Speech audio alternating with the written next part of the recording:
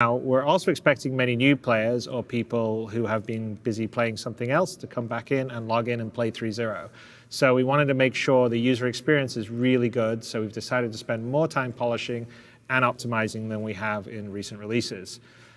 In addition, we're also aiming to introduce our new Delta patcher, so you will only need to download just the files that have changed for each subsequent patch, which means no more 30 gigabyte downloads.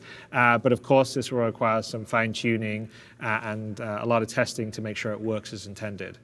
Now, we know that 3.0 is a big release, and you're all eager to play, and we're excited for you to play too, and we can't wait to get it done, but we want to make sure that it's ready.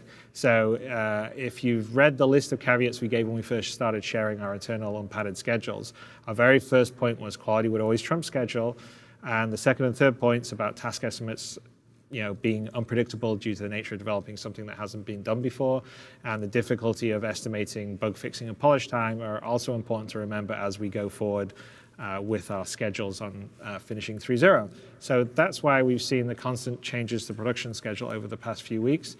As new issues or advancements cross our paths, we've worked hard to communicate those to you no matter how good or bad the news may be.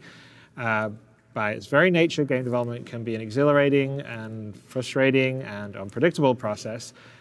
So if our 3.0 schedule wasn't that, then you wouldn't be getting the true development experience. Oh, you wouldn't. For our new backers who may not know, with each of our major releases, we've done different things to help you track our progress.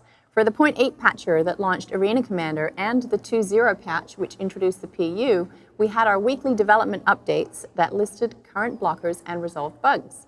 And for the march to 3.0, we've been tracking the major tasks we're doing with our weekly production schedule reports. So now that we've reached this latest stage in the process, we're planning to adjust the format of ATV to highlight exactly what we're working on to get 3.0 out the door. Now, as all our studios are working hard to get 3.0 out, we have decided to suspend the studio update portion of the show so as to not distract developers with providing footage of their work for the studio updates. And instead, starting next week, we'll be launching a new segment called Burn Down. With this segment, you'll be able to be a fly on the wall for some of our production meetings and hear directly from the developers and QA testers about the week's biggest bugs, blockers, and challenges that we've been battling. It will be another great way for you to follow 3.0's progress. The weekly production report on the website will also be adjusting its focus to match. Alongside the new Burn Down segment, ATV will bring you a weekly deep dive into a feature we're working on for the game. That way, you'll still be getting the same great detail about what we have planned, alongside the most current information on exactly where we are on the path to releasing 3.0. Yep, and then once 3.0 is out, we'll resume the normal ATV cadence with the weekly studio reports and all that lovely eye candy that you guys like to see every week.